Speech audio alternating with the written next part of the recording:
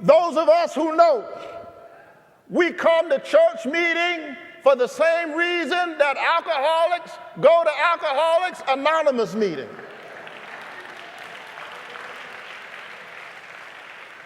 Anybody who's ever struggled with alcoholism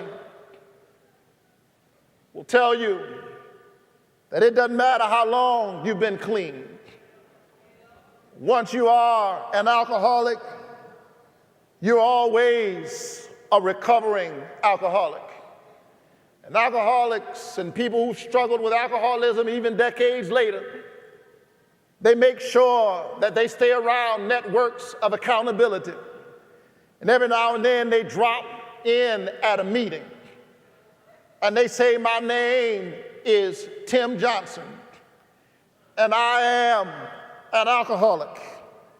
I submit to you that church folk ought to take a page out of that book. You ought to make your way here every Sunday morning. Matter of fact, you ought to make your way here on a Wednesday night. And when you get here, don't tell anybody you're deacon so-and-so.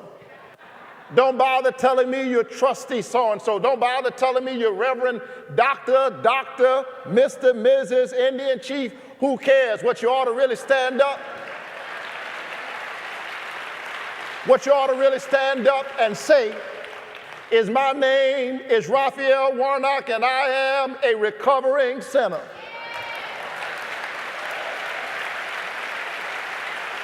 Anybody here trying to recover from the worst you? Anybody here trying to be the best you? I am a recovering sinner, and even when I'm at my best, all of my righteousness is as filthy rags, and so I need to show up here on a Sunday morning.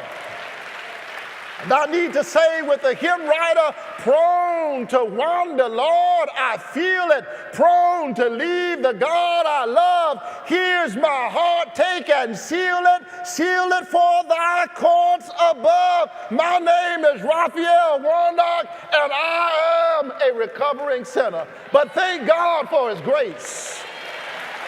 Thank God for his mercy. Thank God for Holy Ghost power. Because of Holy Ghost power, I discovered that I have power that I didn't even know I had. Anybody here other than me? There's some stuff that used to bother me that doesn't even bother me anymore.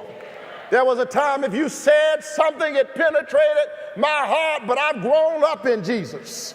And the stuff that folks say just rolls off my back. Why? Because I've got some spiritual weatherproof.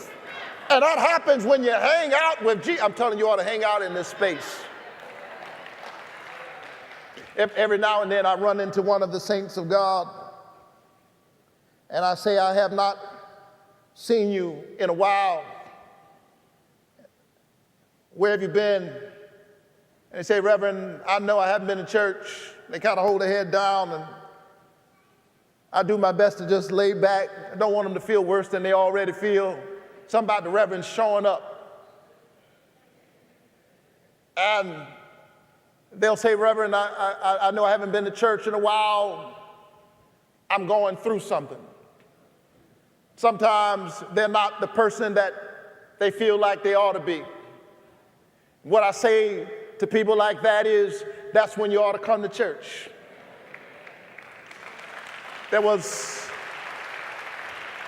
a sister in this church some time ago who had come out of the life. And every now and then she still struggled, and she'd see me and she'd say, Reverend, I don't want to be a hypocrite. I feel bad coming there singing about the songs of Zion, singing those songs about God and about this great God, knowing that I'm still a candidate. And every now and then, last week, matter of fact, I relapsed. And I said, no, that's when you need to come to church. Have you heard the words of those songs?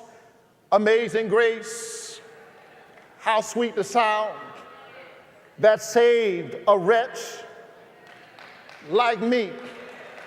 I once was lost, but now I'm found. I was blind, but now I see. Have you heard the words of those songs? Amazing grace shall always be my song of praise. He looked beyond faults and saw my needs.